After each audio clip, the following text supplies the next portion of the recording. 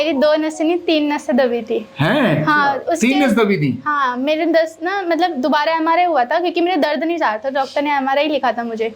वो MRI में S1 भी नस दबी आई थी। अच्छा, और यहाँ के ट्रीटमेंट लेने के बाद अब तुम्हारी तीनों नस एकदम हाँ, ठीक हो नॉर्मल हो गई। समझ आ गई? ताली बजाना बनता है।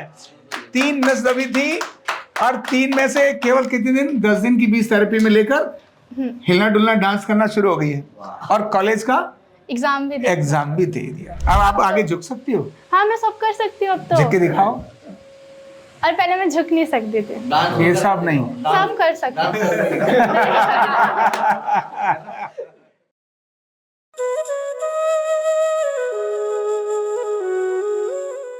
आप लोग किस कारण से सीखने के लिए आए हो, उसमें से अपनी जानकारी आप लोग दो। आप सीखने के लिए आए हैं ना न्यूरोथेरेपी, तो आखिर क्यों आए हैं इसका कैसे पता चलेगा? तो भूमि, शुरुआत तुम करो। तुम क्यों सीखने के लिए आई और क्या कारण था तुम्हारा? मेरा सबसे पहला कारण तो यही था कि मैं औरों को भी मतलब अपने जैसे मैंने फील किया ना, मैं चाहती हूँ कि लोग मेरे जैसा फील ना करे कि इतनी दवाइयाँ, इतने मतलब इंजेक्शन, ऑपरेशन थिएटर में जाके भी एक दिन में 8 इंजेक्शन जो मुझे लगे हैं बैक पे। मैं नहीं चाहती कि किसी को भी किसी हड्डी के अंदर इंजेक्शन लगे। तो मैं चाहती हूँ कि बिना दवाई, बिना साइड इफेक्ट या बिना किसी सर्जरी के इंसान ठीक हो सके। मेरा रीज़न सबसे यही था। सबसे तो तुम्हारे साथ क्या हुआ था? तुमको कहाँ क्या तकलीफ होती थी तुम्हें?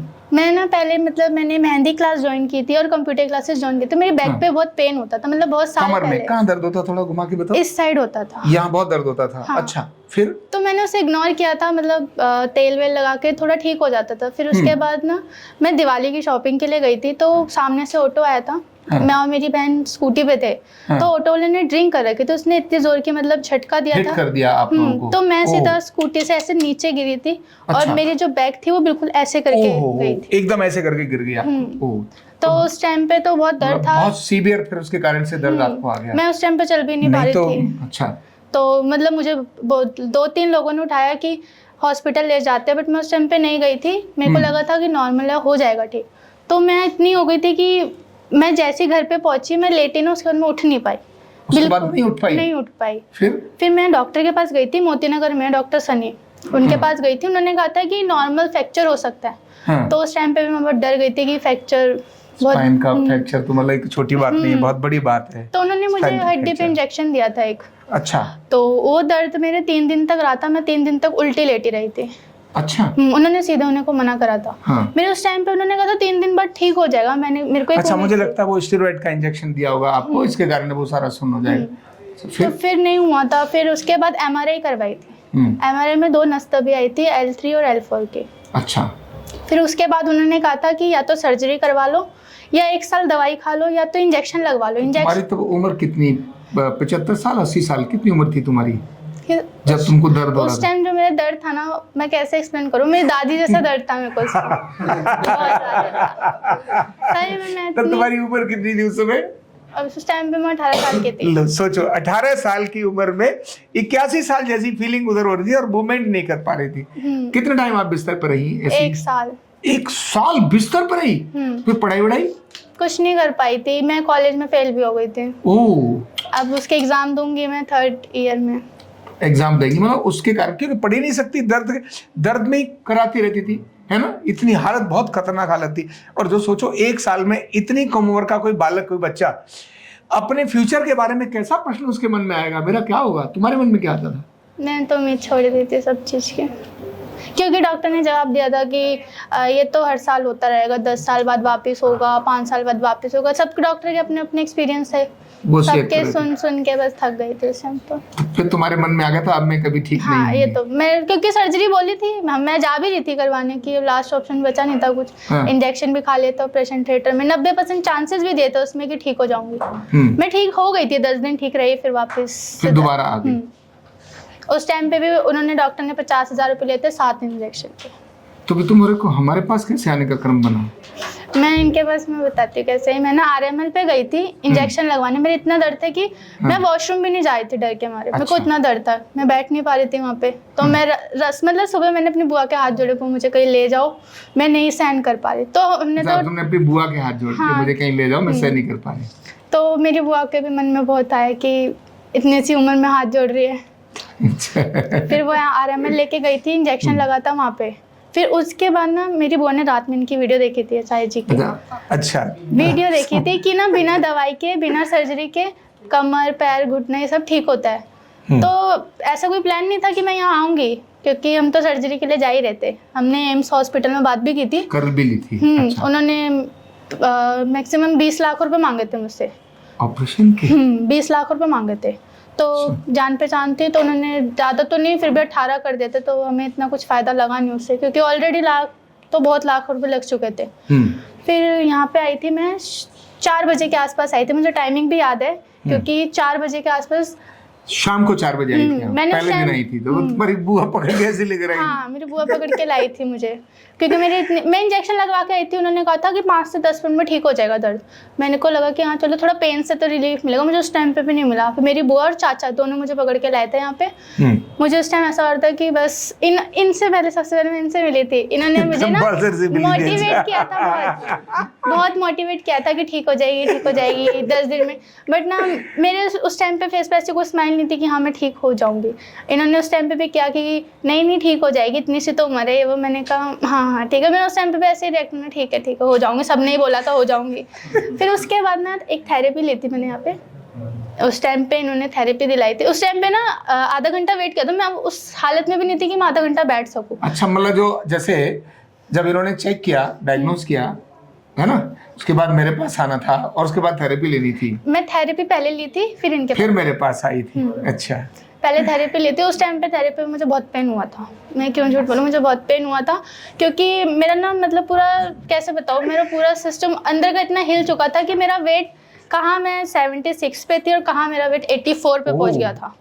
84 पे वेट पहुंचने के बाद मैंने तो सोचा कि अब तो पता नहीं क्या ही होगा मेरा, कहाँ जाएगा मेरा वेट दवाई। क्योंकि एक दवाई ना 2,000 mg की होती थी जो मैं एक दिन में लेती थी। कितना भारी, कितनी बड़ी बात है। तो डॉक्टर ने कहा दवाई लेने से अच्छा सर्जरी करा लो। मैंने कहा सर्जरी के बाद भी तो दवाई खानी ही पड़ेगी। कहता हाँ। तो यहाँ तुमने कितनी थेरेपी ली? मैंने यहाँ पे जैसे एक दिन में 2 थेरेपी लिया है, 10 दिन 20 थेरेपी ले चुकी हूँ। और 20 थेरेपी में मैं इतनी ठीक हो गई कि मैंने अपने कॉलेज के एग्जाम भी दिए थे। क्या बात है। और उन सब में पास हुई थी। फिर पास भी हो गई है ना। लो जी, कमाल है। और फिर ये होने के बाद इसने क्या ठाना कि मैं यहीं पे सीखूंगी, मैं यही सीखूंगी और ठीक भी करूंगी। और आपको बताऊं, जब डॉक्टर बनता है तो उसका कॉन्फिडेंस बहुत अलग होता है। जिसने खुद बीमारी सही हो उसके बाद वो सीखे उसी विज्ञान को, तो अभी इसे कोई कहने की जरूरत नहीं है कि कमर के लोग ठीक हो जाते हैं। नहीं, मैं ठीक हुई हूं, तुम भी हो जाओगी।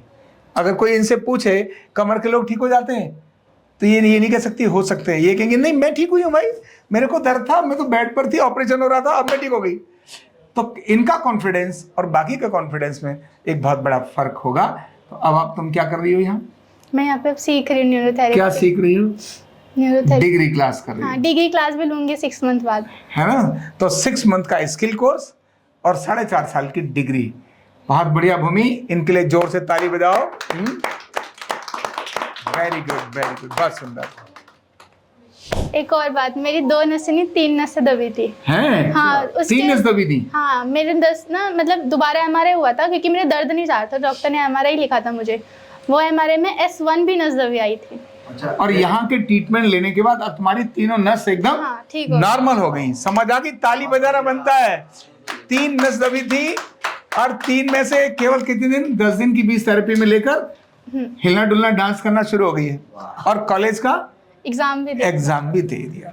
मेरा को ना डांस करना बहुत पसंद है, मैं बहुत डांस करती थी। किसी दिन कराएंगे यहाँ सबके लिए। तो ना डॉक्टर ने मुझे बोला था कि ना कभी लाइफ में जिम जा सकते हो, ना डांस कर सकते हो, और भूल कर भी ना 2 टाइम नीचे नहीं उतरना सीढ़ियों से। मैं इतनी उदास रहती थी ना, मेरे सामने गाना चलता था ना, मैं कहती थी यार काश ठीक होती। मैं अपनी बुआ की शादी में भी डांस नहीं कर पाई थी। मेरी एक बुआ है, उनकी शादी थी सगन पे, मतलब मैं उनके डांस नहीं कर पाई। मैं वहाँ पे इतनी उदास कोने में बैठी, मेरे घर वाले मुझे आके मोटिवेट कर, क्या हो गया, अब तो ठीक हो जाएगी। मैंने कहा पता नहीं कब होंगी, शादी भी चली जाएगी तब भी नहीं होंगी। बट शादी से पहले इन्होंने मुझे ठीक कर दिया था और मैंने शादी में खूब डांस किया। अब आपको क्या फील होता है? अब आप आगे झुक सकती हो? हाँ, मैं सब कर सकती हूँ अब तो। झुक के दिखाओ। और पहले मैं झुक नहीं सकती थी। ये सब नहीं। सब कर सकते थे। चलिए, बात बढ़िया। भूमि, आप एकदम ठीक हो जाए, बहुत सुंदर है ना। ठीक हो जाएंगे, नहीं हो गई अब। तो ठीक हो गए।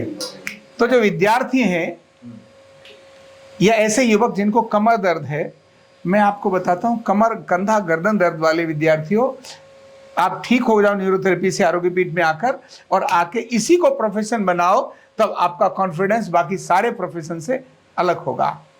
इसलिए इनके संदेश को अधिकतम लोगों को शेयर करो।